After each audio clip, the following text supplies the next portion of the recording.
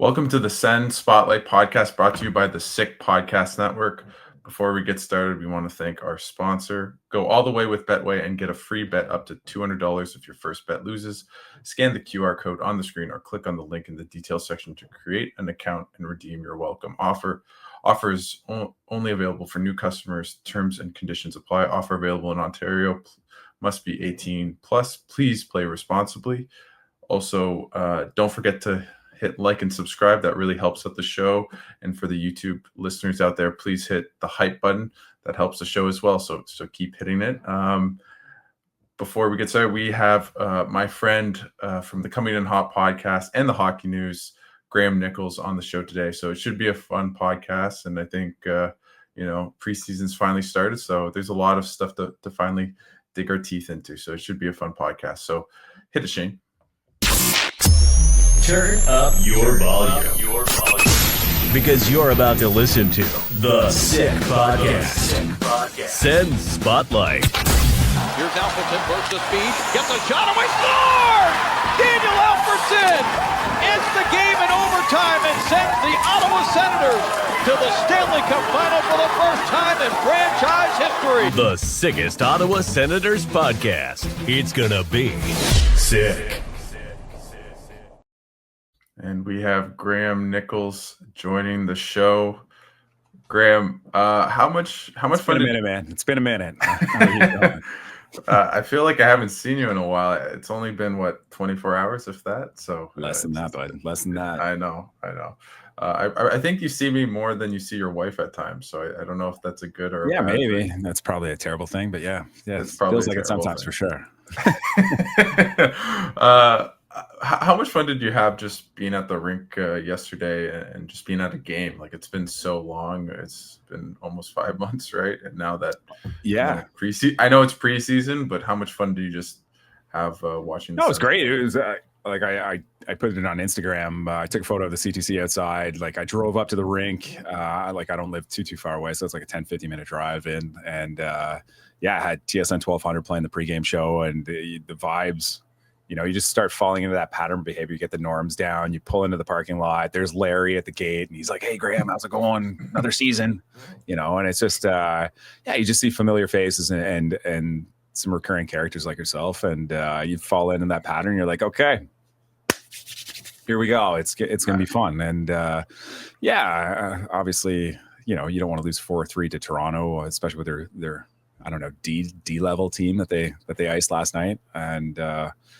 I don't know. It was a lot of fun. It was great to be back in the rink. Great to see familiar faces. Obviously we saw each other throughout preseason training camp, and you see everybody else. But it's just nice just to get just get into the game vibes again. And then I guess we're gonna have like a 3-week break before the Senators back in Ottawa. So that part's gonna be a little bit weird. But I wish I was traveling like some of my other colleagues, like yourself. The jealousy is real. The jealousy. Hey.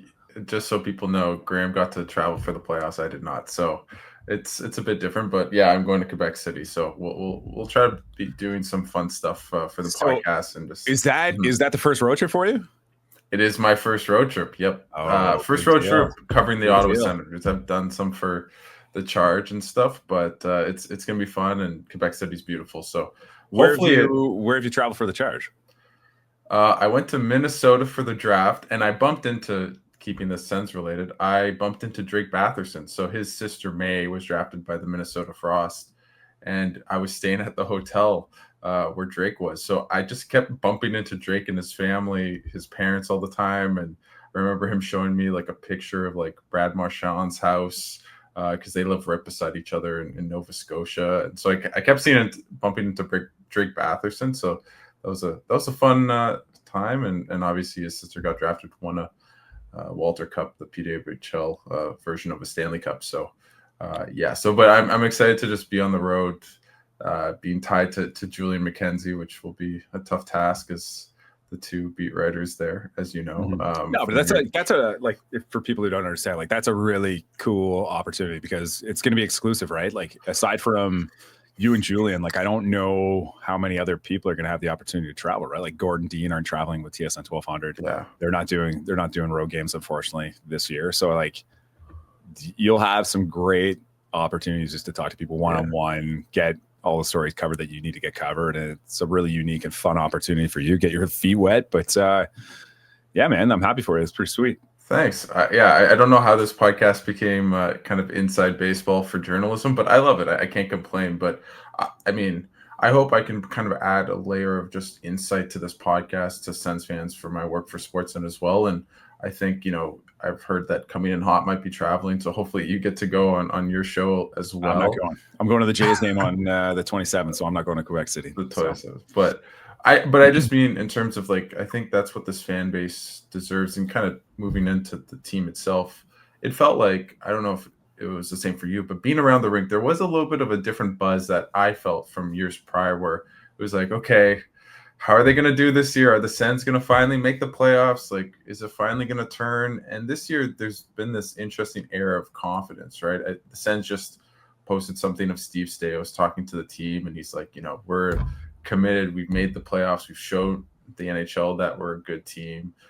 Now we want to take the next step, of course, but it's interesting just to being around the rink as you are as well, seeing how there is a different kind of expectation of making the playoffs, of being good, of not that kind of worry in the back of your mind is when are the dominoes going to fall? When is this team going to fall apart? And I think, I am a psychologist or psychotherapist by trade, having that cognitive part of you saying, hey, we got this, we're confident, is going to make you play better. So, not to go too much, psych one-on-one on the Senators, but I do think it's going to be interesting to see how that translates into the season. And it's one preseason game, and we'll get into some of the stuff that happened and what it means moving forward. But it's cool to see that confidence come so early in the season that it felt like last year they were really chasing and finally felt towards the second half of the year, which propelled them into the playoffs.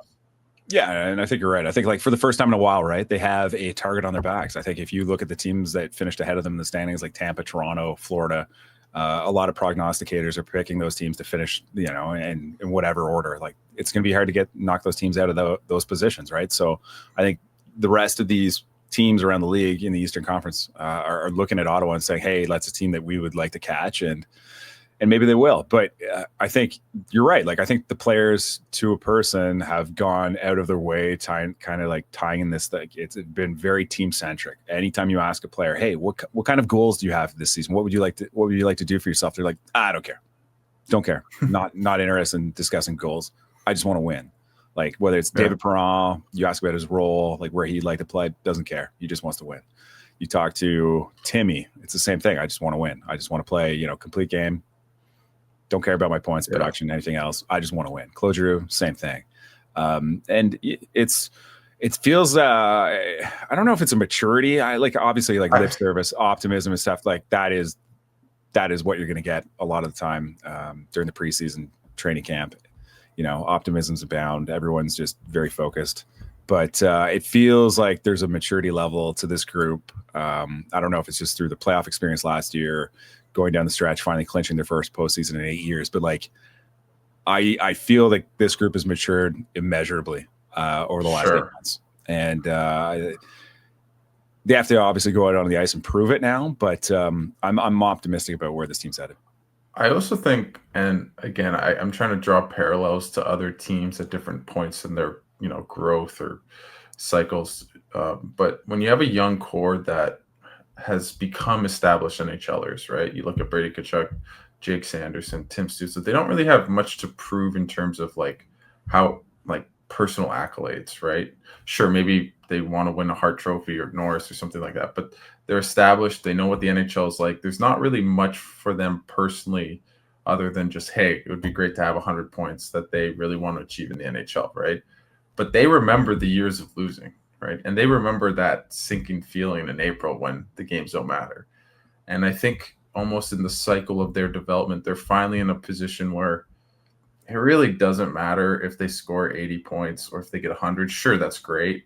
Or if Brady Tkachuk gets 40 goals, that's awesome. But do you really think Brady Tkachuk would trade 40 goals for making the Eastern Conference Finals, right? I don't think he gives a rat's what.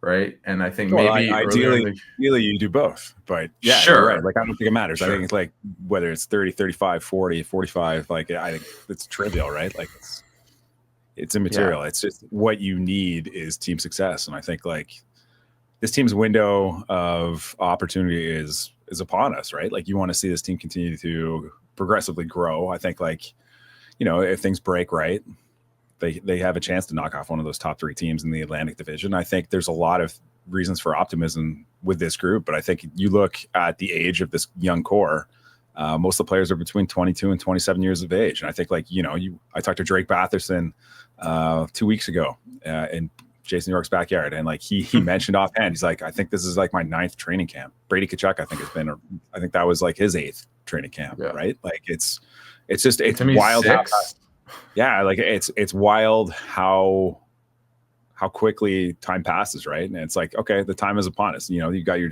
first taste of postseason success. Even though they were down 0-3 in that series against Toronto, but they came back. They had an opportunity to win Game 6 and take it to 7. And I think there's I don't know if it's like an unfulfilled desire, but it's like, I think they feel like they just didn't accomplish the job they had a chance to. They missed their opportunity. And I think like that kind of sits with them a little bit. And I think like this team has like the maturity and talent to like take a step. It's just, they just have to go ahead and execute. Get done. I would also add competitiveness too, right? Like, and I mean, this is the NHL, everyone's competitive, but you look at maybe the other team in Ontario, and when they would lose in the playoffs, it would be like, oh, bad bounces, or we'll get them next year. Like, they didn't maybe say that verbatim, but there was a little bit of an air of, okay, we'll be back, it's fine. Mm-hmm. And you talked to Brady Tkachuk was crying, right?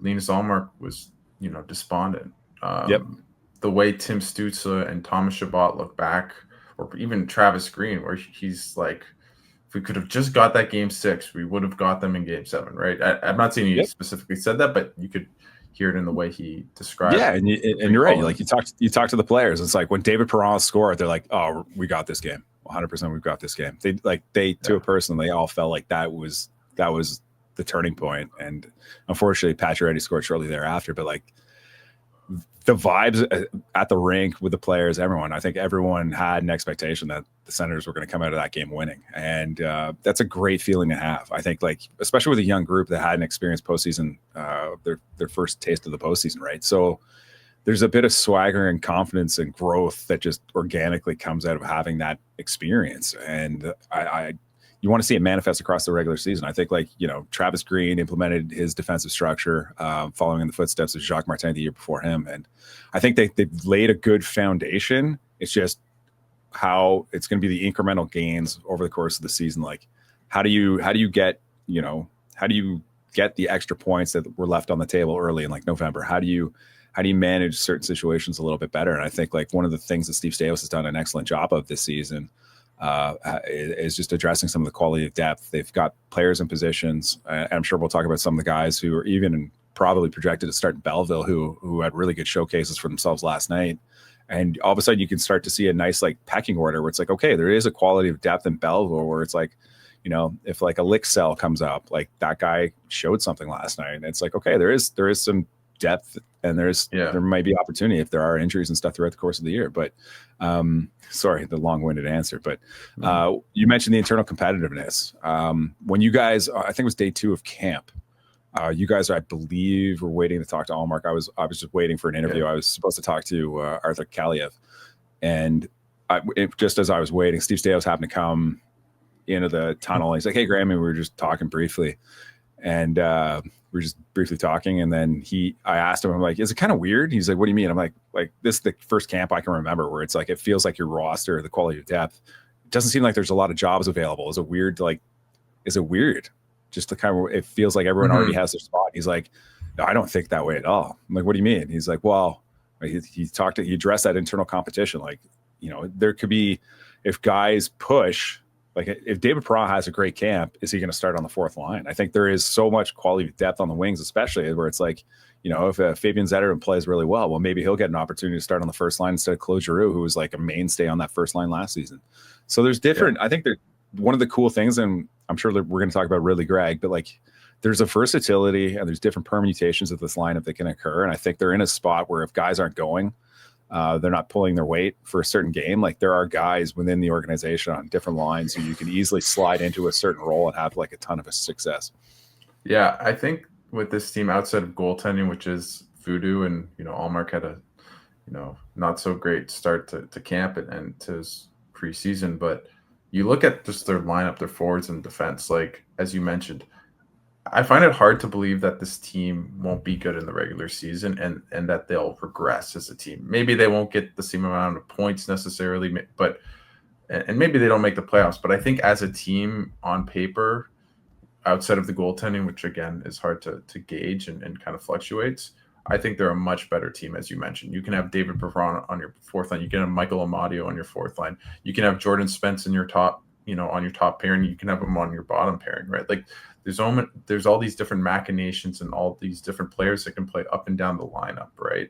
I do think, as we talked about when you came on the show before, where's that high-end guy outside of, I called them the big three. I don't know if he'll catch on, but outside of Sanderson, Stutzle. Isn't Toronto calling their guys like the big three now? Are they? Okay. Now it's like the big three. Isn't that like the thing? I didn't see that. Just FYI, I did not steal it off whoever coined it in Toronto. Sorry. No, I'm just saying. I was curious. No, but my point being is that if a guy gets injured, they're going to be really good. Like if Dylan Cousins gets hurt, you're not like, oh my God, the sky's falling. Well, where last year, if Nick Jensen got hurt, you're like, you have nobody on your right side. Yep. Right. Even last year, if Shabbat or Sanderson got hurt, you're like, well, I don't know if Cleven's ready for that. And obviously he got injured in preseason. It's still unsure what that injury is. We don't know if it's serious or not. Probably the latter, but we'll see. But you feel much more comfortable with him playing top 4 minutes than you did last year, right? And as you mentioned, Kaliev, Lyxell, I really like Lyxell's training camp. You can see how he can come up and produce a little bit of offensive. He's like Matthew Highmore with a bit more talent, right? Just a pass, physical, plays the right way, north-south. But I think you're right. Overall, this team has progressed, not just, the 24 skaters or 24 guys. I think in Belleville, they're deeper. They have more assets moving forward as well, bringing in a new draft class and some promising guys. So you can kind of see how Staios has molded this team from, okay, there's no assets, there's no prospects, we're not winning, we're not making the playoffs, to now we're a playoff team, we have more internal depth, we are a deep team that we weren't in the past. I think Staios deserves a lot of credit, and maybe things change in a year from now and we say, what were we thinking? But I think Steve Staios deserves a lot of credit for how he's transformed the team in just 2 years. Yeah, I think like you're looking for organic growth through the young core, which you're inevitably going to get. Like I think, like to a person, I think Ottawa's young players have gotten better, whether it's defensively, offensively. They've added elements to make them better, and I think like what they've done a nice job around is working the margins. Like they've gone for good fits. They're not chasing splashy names who have flaws, and they just wouldn't be good fits here, which was kind of like the hallmark of the Pierre Dorion era, his predecessor, right? So I think they've done a good job of navigating that. There haven't been too many moves that you're like, oh, that doesn't really make sense. Why would they do that? So I think like, and that goes beyond Steve Staios. Like he's you can credit Sean Tierney, you can credit the guys working for him within the hockey operations department, but they've done a nice job of mitigating mistakes. And I think that it was almost like death by 1,000 cuts by the previous regime. And I think like they've kind of avoided those pitfalls, at least thus far in the Steve Staios era. And that's a really encouraging sign, because as this team gets better, they're going to have to start making those bigger gains, right? They're going to have to go target bigger players to help push them over the top. And what they've showed me thus far is that they're pretty good at identifying good fits. So hopefully that's a thing that'll continue as they begin to target more talented players.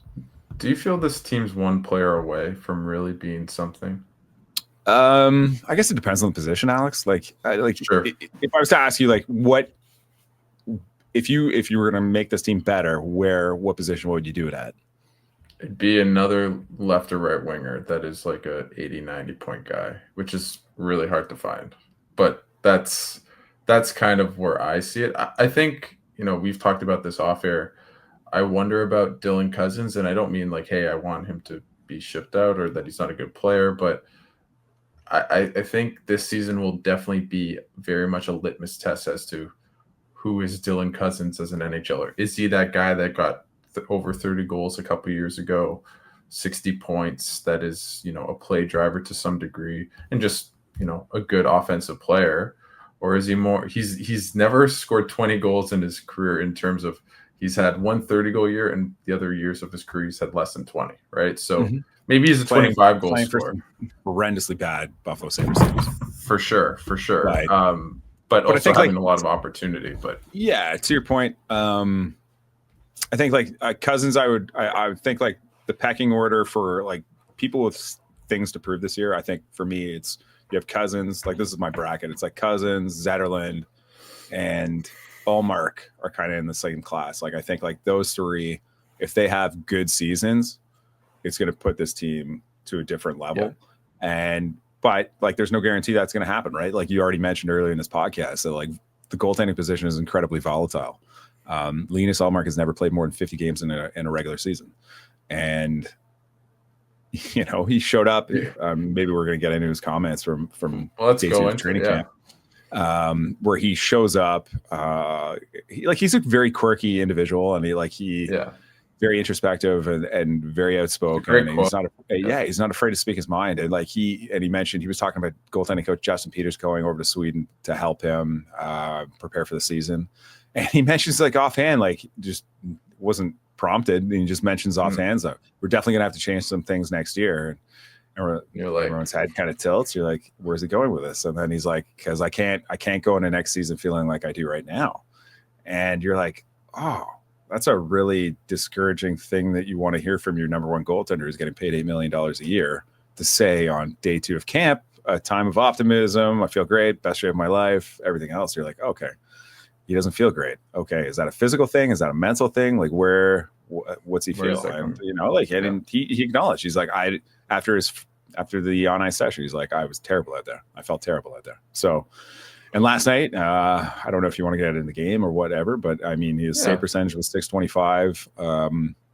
Not great goals that went in against him, especially the third one on the power play from the point, but it's preseason, right? Like it's goaltending position. It's preseason. I'm not going to invest too much concern or thought into it, but I think there's going to be more eyes on Ullmark's play this season than there was last season. So it's going to be, for me, I think there's a lot of emphasis that he needs to be really good at this team's going to take a step next year or this year. I completely agree. And, I don't mean he brought it on himself that as if he did something to play badly, but he said he wasn't playing well in camp, and then he didn't play well in his first preseason game, right? And you don't want to glean too much into preseason, but that's a trend, right? If he had one bad game and you don't know that hasn't been playing well or feels like he's not up to snuff in his training camp or thus far, and plays a bad game, then you're like, oh, well, just one bad game. But now you're like, okay, maybe he's not. Maybe there's something wrong with his body, his mentality, or where he is, or whatever the case might be. So,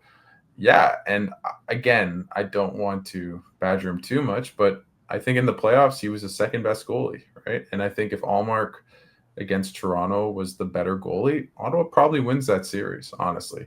And I don't think he's the reason why they lost per se. He wasn't dreadful or anything. I think there's a couple goals that he'd want back, and especially early on in the series. But yeah, that's in a game like hockey. If you don't have the best goaltender in a series, you are almost 80% of the time you are going to lose a series, right? And for the Senators to, take whatever that next step is that a conference finals? Is that the second round? Is that, I think probably next year, I think they should be eyeing, thinking about themselves in the Stanley Cup contention as part of that group of teams. They'll need Ullmark to be a Vezina Trophy guy. I do think the one kernel of a silver lining, and my kind of hot take heading into this season was not as much about Ullmark, but more just about how much I really believe in Levi Merilainen. And I know it's training camp and it's it's not real games, but Merilainen's looked amazing in camp. He's looked really, really good.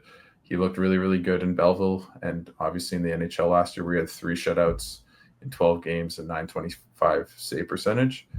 I'm weirdly not worried about the 22 or 23-year-old guy with 12 games of NHL experience or whatever playing a significant role as part of this team that I don't think Forsberg last year or Sogard kind of had that pedigree to you say, okay, here's half the games or 30 games, and hey, I feel really confident that he'll perform. So I think Ottawa's set as best as they can for Ullmark sliding a bit. But no one wants that to happen, but we'll see. Again, it's early. But the thing that I find interesting, like we talked about internal competition, permutations of the line, guys can slide up and down and compete for spots and opportunities. And I think like Levi Merilainen, one of the encouraging things about him, just beyond like, I think his like technical game is very strong. I think he has the athleticism. You don't really see the flash because he is technically good. But he has the athleticism to make the scramble saves if necessary after the first shot. And there haven't been too many athletic goalies. I think like Ottawa's historically, like especially in the last several years, have gone for big goalies who are just kind of like, they'll try and stay square. But if they're not square to the shooter, then they get in trouble. And especially with Ullmark, right? Like his lateral movement's not great, but when he is square and stuff, he plays big and he makes the saves. But I think with Levy, the encouraging thing for me is just like how mentally sharp he is. And I mean, like we talked to David Bell last year when Belleville was in town, right? And after Levy had that extended run of success in Ottawa, Anton Forsberg comes back. Levy goes back down to Belleville, and you're like, David Bell, like how do you handle it? He's like, Levy is Levy, and he's dialed in. And you talk to Justin Peters about like, Justin Peters went over to go visit Linus Ullmark. We mentioned that earlier. Well, it's like, did you have a chance to go to Finland and go see Levy? He's like, oh no, I didn't need to go see Levy. Levy's like, he's dialed. Like his setup is like, apparently his setup is really good for the offseason. So like, I think like, I'd like to talk to him and figure it out, but like, I'm not concerned about Levi Merilainen at all, which sounds ridiculous considering, like this will be his first full NHL season. I think like he's got kind of like the moxie. He's a quiet kid, but I think he's got like kind of that moxie and internal competitiveness where he's going to push. I think he's going to push Linus Ullmark. We talk about internal competition. And if he plays strongly, I think that's only going to benefit Ullmark, who will want to play as many games as he can, right? And Ullmark has had success in a young tandem like that with Jeremy Swayman, right? Like similar kind of setup. Ullmark can bring him along. Hopefully the relationship develops. The Swedish Finnish thing is always kind of funny, right? Yeah. But I'm just very optimistic that Levi Merilainen. I echo your thoughts precisely.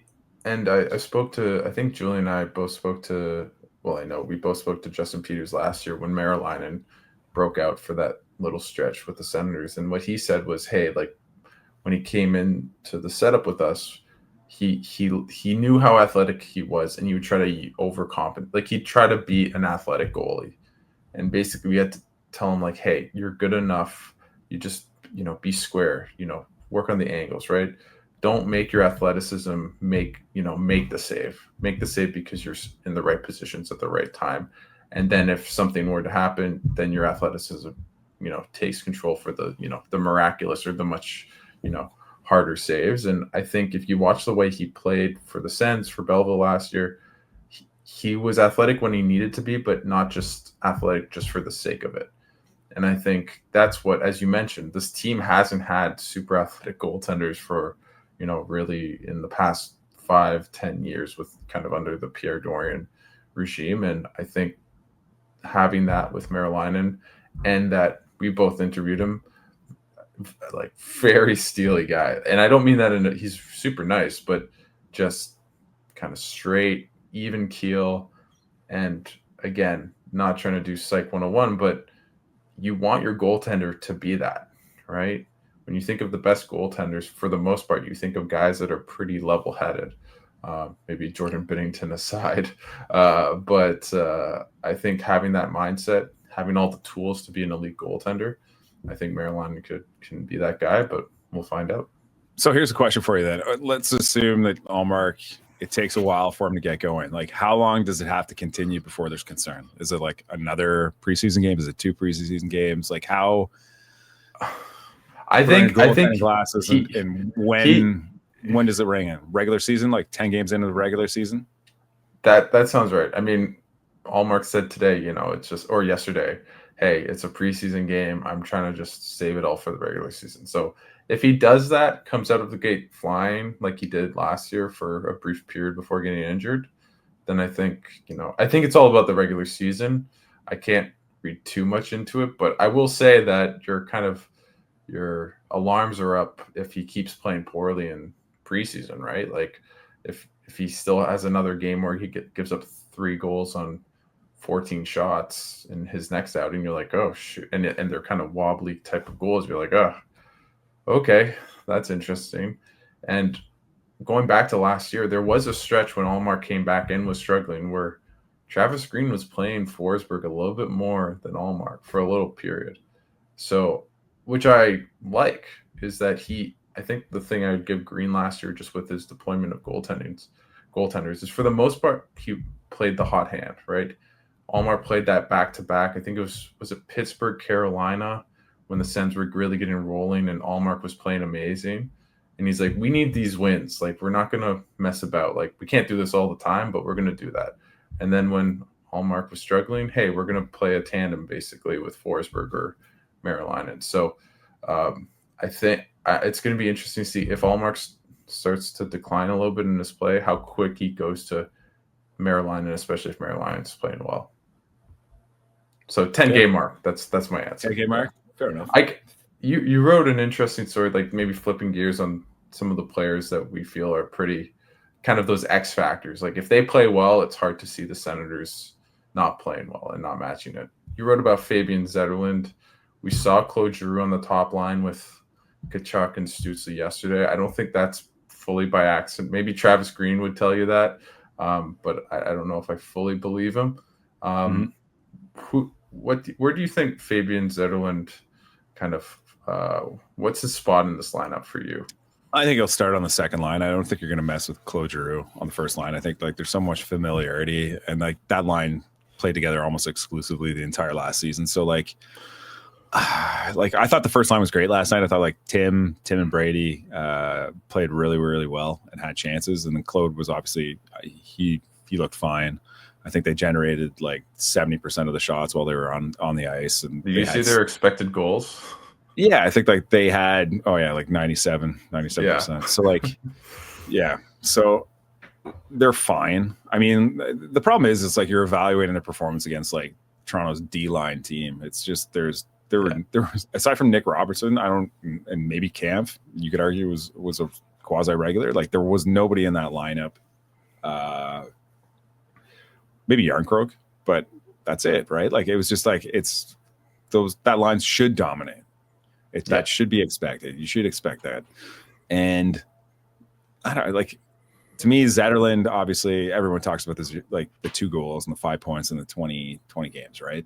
That's the big talking point. It's like, oh, I don't know about this guy. Like we brought him in to be a quality secondary scorer and he didn't give us that much. And there is that kind of concern. But at the same time, it's like you look under the hood, you look at his numbers, finished second on the team in an individual expected goal rate.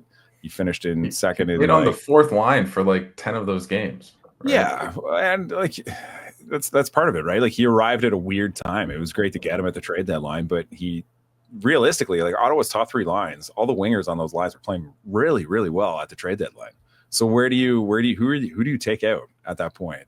And they kind of just used it. They used that kind of timing just to be like, okay, we're just going to integrate him slowly, get him used to the team structure, let him figure it out, get him acclimated to the city and his teammates and the environment, and then we'll give him more opportunities. And we saw like progressively he would get more and more opportunities as the season went on, and he still finished towards the top of the table in shots and expected goals, and I think his shooting percentage was like 3.13. Yeah, it was like Travis Hamonic-esque for a guy who's like a career 9% shooter. Hey, right?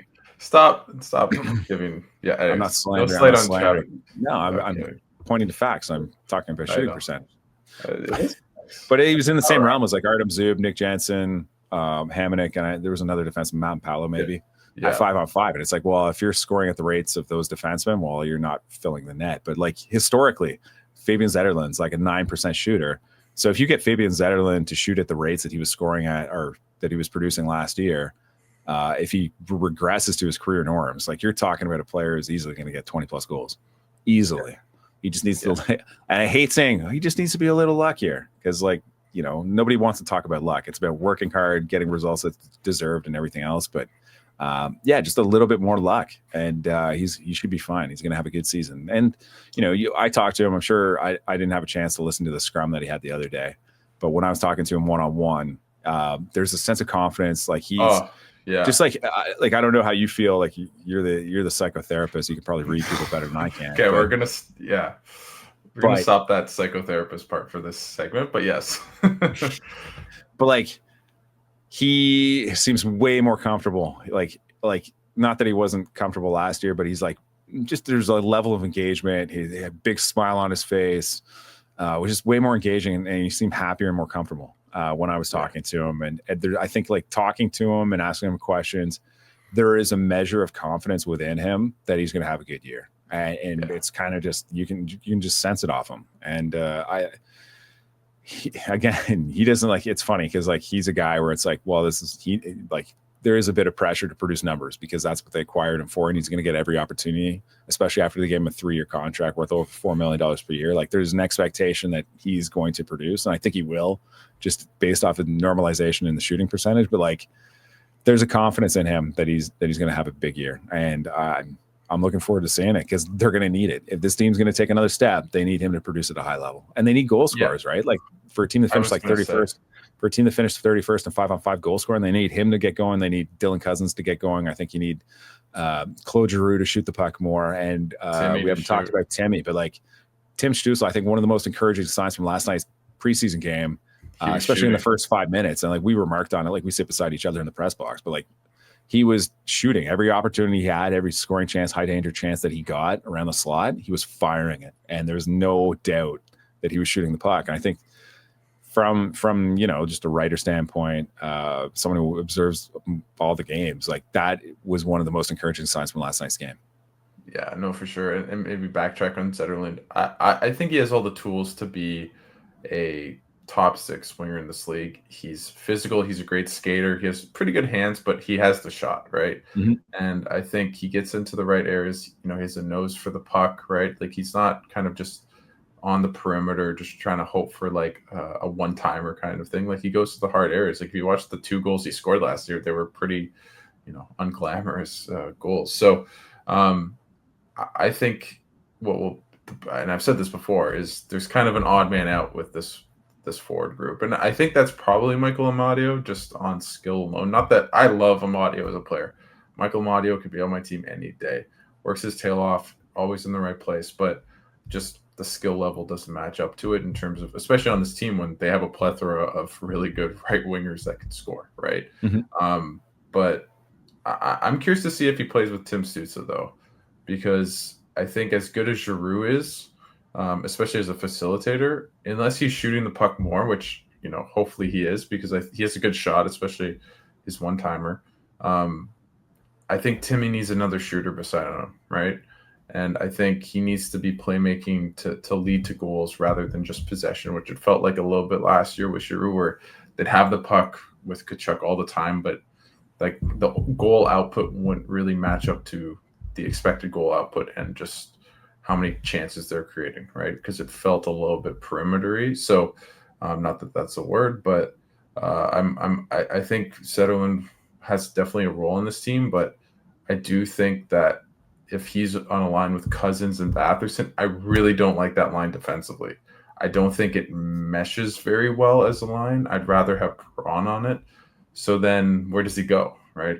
Do you put him on the third line? Probably not. I don't think that makes sense to play him with Pinto and Greg, or however you want to put it around. So we'll see what happens. But the one thing that I'm interested in is that we were seeing interesting line combinations in camp where you had Pinto alongside Tkachuk and Amadio. Like I could see where Green just says, hey, I'm just going to go crazy here, and we're just going to have like 3 second lines, right? We're going to have like Stutzle with like Zetterlund and Perron, and Pinto with Greg and Tkachuk, and then Cousins with Batherson and Giroux. And it's like, that makes sense. It's like, okay, who's your number 1 line?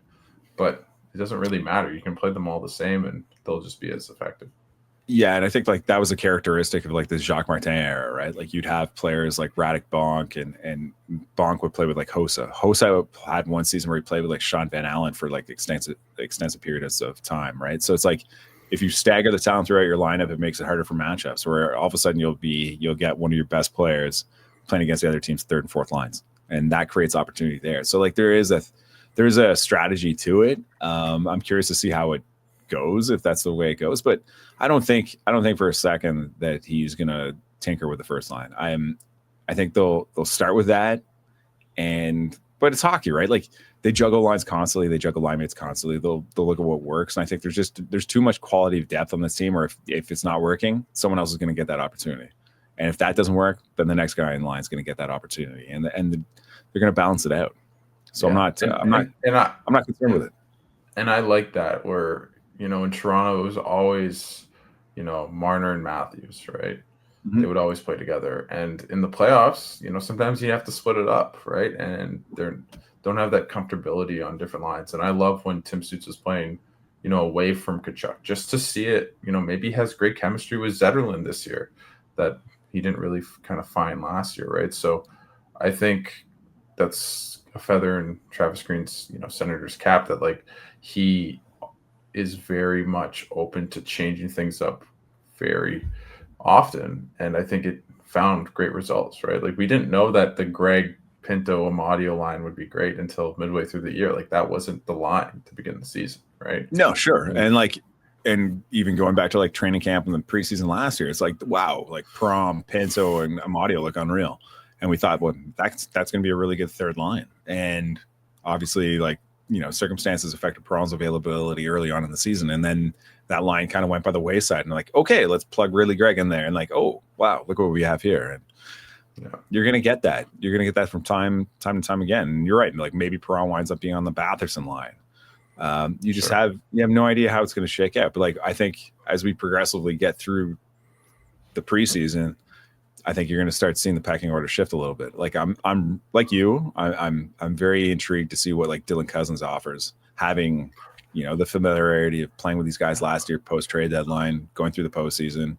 I think this is going to be a pivotal season for his career because like for me, he's a key to the season. If this team's going to take another step, like he has to play it. He has to be at a higher level, and he has to kind of like not rediscover his game, Alex, but like just be at a higher level than he was last year, even though he started very hot for the Senators, but like towards the postseason, like he had a big shorthanded goal in the postseason against Toronto, but like I thought he could have taken another step. Like he could have played a little bit better, but I don't know. I completely agree, Graeme. Like in my mind, if Dylan Cousins is a 30 goal scorer next year, as Graeme Nichols always says, you're laughing, right? Like you feel like the Senators are in a great spot going into the playoffs. As a regular season team, you think that they could probably be in contention to win the Atlantic if that were to hold, right? If that's how he plays, right?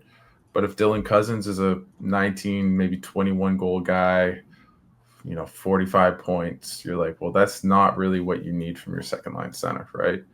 And honestly, I feel like my answer is a bit in the middle. I feel like he's more of that 25 goal guy, like kind of Kyle Turris. He's maybe not as defensively responsible, but that kind of player in a little bit where it's like he's a good player, but he's probably not going to be a great player. He has the pedigree of being, he was a first-round pick, top 10 pick.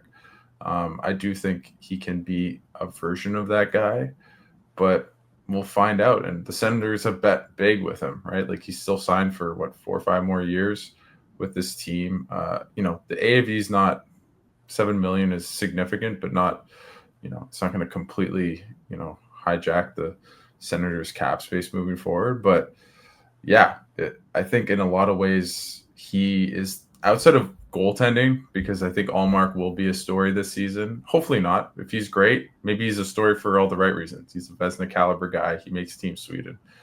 But outside of Ullmark, I think Cousins' play will really be the litmus test of how good the Senators team will be, in my opinion. Yeah, and if he isn't, then maybe that's a guy you move to go target a second line center that you think could put you over the top, right? Like, I don't think they're going to be in the Sidney Crosby mix at all, but no. He'd be great here. He'd be perfect. He'd be very good, but he's also 38 years old. But like Mason McTavish, for example, like if Pat Verbeek calls Steve Staios tomorrow and says, okay, let's build something around McTavish for like Cousins plus. Maybe Steve Staios is like, okay. What's the plus? And What are you McTavish thinking? is an Ottawa guy, so he wants to stay here, presumably, right? Maybe he takes the Mitch Marner route, but I do think like that, like just hypothetically, like that trade. If I'm Steve Staios, I'm not immediately hanging up the phone. No, right? No, not at all. And it makes sense if you're an Anaheim team too, right? Where you want, if you're losing a player like McTavish, you want like a good NHLer back, right? So again, but if you feel like Dylan Cousins is, 2023 version, you're probably not trading him for McTavish. But if he's anywhere in between Buffalo to how he played last year, maybe you're more open to it. So. And I think like when you watch Cousins play, like you see glimpses of the talent, the shot, and everything. It's the consistency. It's like, how do you get that on a nightly basis? How do you get him to play like the 200-foot game on a more consistent basis, get him better defensively? Because I think for me, like that is the struggle for the second line. I think it too often, especially in the Toronto series, they struggled a little bit with the matchup game, right? So not that Batherson's bad. I think Batherson's fine. He's not a bad defensive player. Zetterlund, I don't think is a terrible defensive player, but it's like for this team to get better, you need your second line to match up against the other team's top lines and hold their own. And for this group to take a step forward, I think a lot of it's predicated on the second line, like holding their weight and then starting to win that battle more often. It's really interesting because it feels like this team is probably like even, Ottawa's first line if they're up against Matthews, McDavid. Maybe like if it's McDavid, you feel like that matchup for the Oilers more than the Sens. But you feel pretty confident with your number one line. I think if you're Travis Green, you don't feel like, oh my God, like they're out against whoever, they're going to get annihilated. I think if you have the Pinto line in whatever form it is against whoever, you're like, okay, I feel pretty confident against Pinto maybe he goes matchup for matchup like he did in the playoffs and putting Pinto against Matthews. So it's like a time and place type of decision, but you feel confident in that line. I think you're right about the Cousins line as kind of the Achilles heel in a sense where that's the line where you think the other team can take advantage of it. And it felt like in that series against Toronto, that's when the Tavares Nylander line did well, was up against the Cousins line, right? That was the matchup Toronto really liked, and I think was probably in a way the determining factor in that series. So it's going to be interesting. The one thing I would say also on Cousins, he's basically played the whole time with Batherson. I don't know if I love that, if I'm being honest. I'm not saying that you break up Timmy and Brady, but I can see a reason to say, hey, maybe Batherson's better with Tim. Maybe you put Tkachuk beside Cousins. You make that like driving a bit more possession and kind of figure out, who plays on Timmy's left and who plays on Cousins' right. But I don't know if I love those two players together. I just don't think defensively and carrying possession that they're as good as they need to be on the second line if those two are paired together. I like Cousins' ability to take the puck from like the blue line, gain entry on the opposition's blue line. I think like he's a much better transitional player than Josh Norris was in that sense. Like Josh Norris was like more get the puck, dump it in, get in hard on the forecheck through the skating, and then like lay a hit, try and recover the puck that way. Whereas like Cousins is just skate, gain the zone, distribute. I think like that. I think he was a better fit than Norris was. Yes. Whether he can continue to work with Batherson is that's going to make or break. I think that'll make or break the Sens season just in terms of like I think they're a playoff team even if they play together, but it's just they need the chemistry. They need a little bit of that, and I think you're right. Like there could be a shakeup where it's like okay, let's just throw everything into the blender and we'll see where it goes from there. But it's not a concern. Like that's the funny part. Yes. Like talking about this, like it could be a big deal, but it's like I don't think it's a big deal at all. It's just I think like it's a good. They have some not problems, but like they have some different areas to improve potentially. But at the same time, I think like there's enough inherent talent on the roster where it's like they have every opportunity to figure it out. And I'm not concerned that like by the end of the season, like they'll have everything meshed. And if it isn't meshing, then would not be surprised if Steve Staios pulls the trigger and makes a deal. I also think like for Sens fans, because like I felt like in preseason I would always look back and some fan would be posting on Twitter and saying, "Oh, the 2021 Senators," and you look at the lineup and you're like, "Holy, you know what? This is just desolate." Outside of Timmy and Kachuk and Batherson, there feels like there's no depth on this team, right? And I remember when the team got Zetterlund, right? Fans were thinking, "Oh, he's on the fourth line. How can he be playing on the fourth line?" And as someone, my dad's from Winnipeg. He's a diehard Jets fan. I love the Jets too. They had like Alex Iafallo on the fourth line for the majority of last year, and then he went on to the first line, right? But that's what a team that won the President's Trophy, that's how deep they are, right? And I think with the Senators, in a sense, people are fine. Maybe this year will acclimatize to the fact that it's like, oh, you have those like champagne problems. Like, where does Fabian and Zetterlund fit in the lineup? Because we're so deep, right? Like, that's not, you have those questions, as cliche as it sounds, because you're a good team. Like, Travis Green, in a sense, outside of the Sens acquiring McDavid or so, like just that elite talent, is happy that he doesn't have to think, okay, I know I'm going to give X player, he's going to be on my third line because I have no other options, right?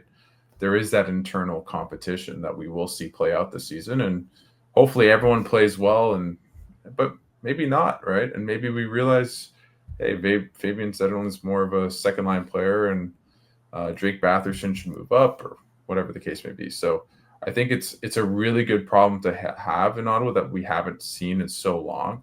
And I think that's a testament to, I think, how good this team is, right? Just on its own, where it's like, it's not that, as you mentioned when you talked to Staios, there's not that many spots open. The spots that are open are all within the roster or within the lineup, not, hey, am I going to make the team or not? Right. Yeah, and I would extend that conversation down to Belleville. It's like, who's the first call-up going to be if someone goes down to injury? And whether it's on the blue line, like I think like Donovan Sabrango's given a good representation of who he is as a player, and like if there is an injury to Tyler Clevin, who missed the last 10 minutes of the third period last night, like if that guy has to play, if Sabrango has to play like 5 games, it's not going to hurt you. Whereas like last season we saw like Travis Hamonic play like 800 plus 5-on-5 minutes. Many of those, like almost 3/4 of those, were alongside Shabbat or Sanderson. So it's like you add a Jordan Spence, you replace Hamonic's minutes with a Jordan Spence's minutes. You replace I'm trying to think who was on the fourth line. Like Noah Gregor played extensively, not a great analytics player, just a very fast slasher PK guy who was just not a great fourth liner. You replace him all of a sudden with like David Perron's minutes on the fourth line or Michael Mattio's minutes on the fourth line. It's like those are the areas where you start to get the incremental gains, and you're just improving the talent around you. And it's like that's how you win. That's how you get better as an organization. It's like having people within the system who can step in and fill a role without there being a noticeable difference in the quality of play. And with Ottawa last season, we noticed the quality of play when certain players like got into the lineup, and I don't think we'll have that or as many incidents of that this season. So I'm pretty optimistic about where this team can go. It's just they have to play the games. Who would be your first forward call up? Like based off one preseason game? Yeah, well, might as well. Let's do it. I thought like Kaliev had a good representation of himself. Like obviously, you read the scouting reports, you read everything. It's like, he's not the most fleet of foot guy, and he is big, offensive inclinations, prodigious scorer and junior who's taken a little bit longer to acclimatize at the pro level. But I think you watch him play last night. Small sample size, obviously. I thought his straight line speed was fine. He's not an east-west player by any stretch, but I wasn't at any point last night watching him play saying, "Oh God, this guy's really slow." He looked fine, and obviously scored a goal. He had a really challenging year last year. 2 broken clavicles, the same clavicle that required surgery twice.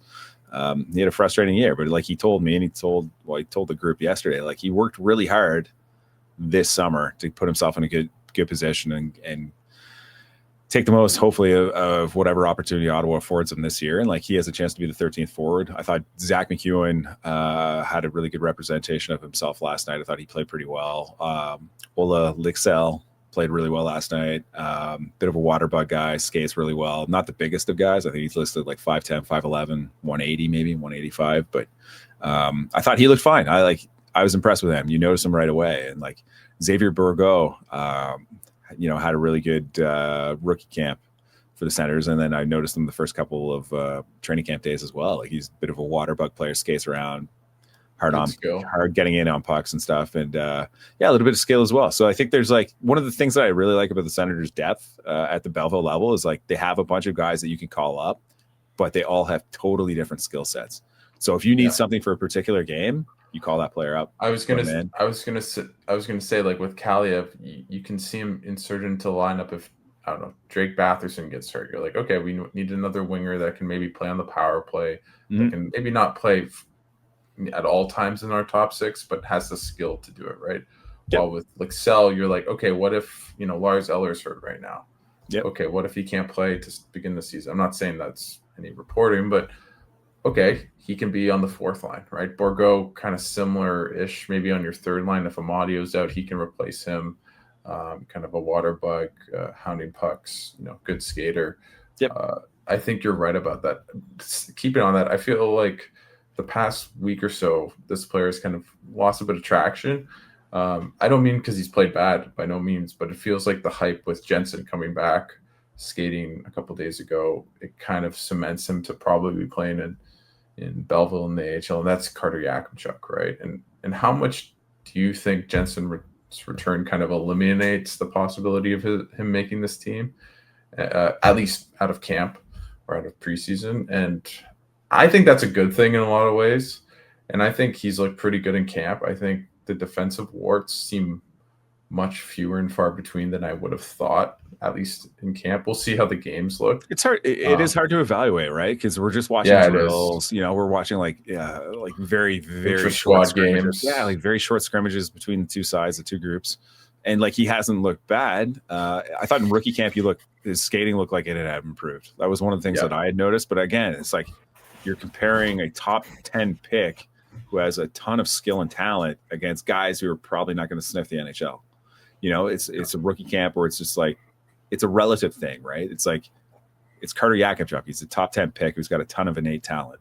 He should look markedly better than some guy who's there on a PTO. And he did. And to his credit, he did, right? He needs to step up in those situations, and we saw it. It's no different than the first line dominating Toronto's like D-list team last night.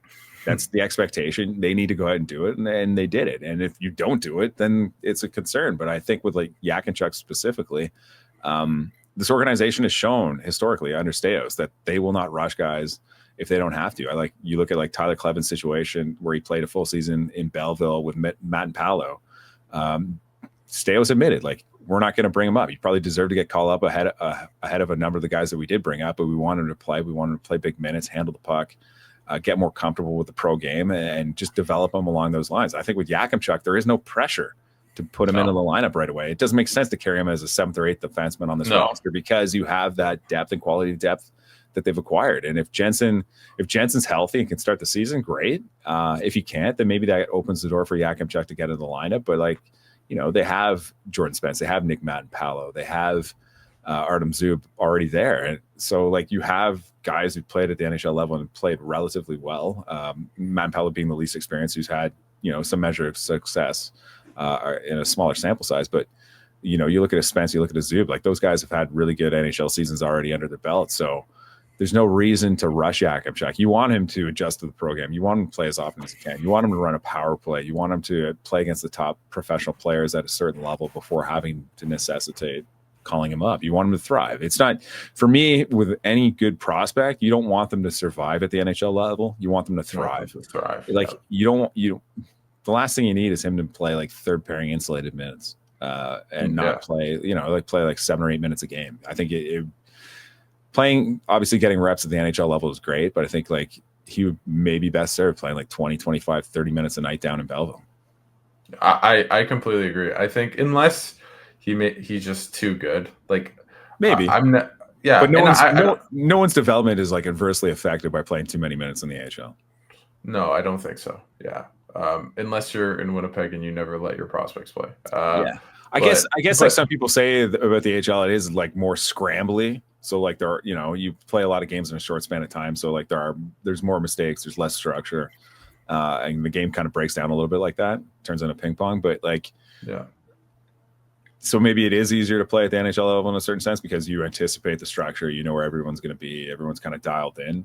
So maybe that will benefit them a little bit. But what was that? I think it was my dad's phone somewhere in my house, so it wasn't me. But I guess Thought it was like around the horn where you're like awarding points for like certain points. You're like, ding. Yeah, ding. That Graeme. Yeah. I mean, that was a great kind of monologue about Yakimchuk deserving to play in the AHL. I'll give you that, Graeme. But I completely agree, and I hate that we're agreeing so much on the show. But I do think if Yakimchuk isn't a force, in preseason and makes it known that, hey, like I'm Cale McCarr when I broke onto the scene. Maybe not that level, but that kind of like you can't hold me back. I think you send him to the AHL. If there's an injury, I think he should be playing over Nicholas Manpalo unless, he's only going to be playing, as you said, like 8 minutes a night in insulated kind of minutes. I think what I have liked about him is that I can see the mold of what an NHL player he'll be like.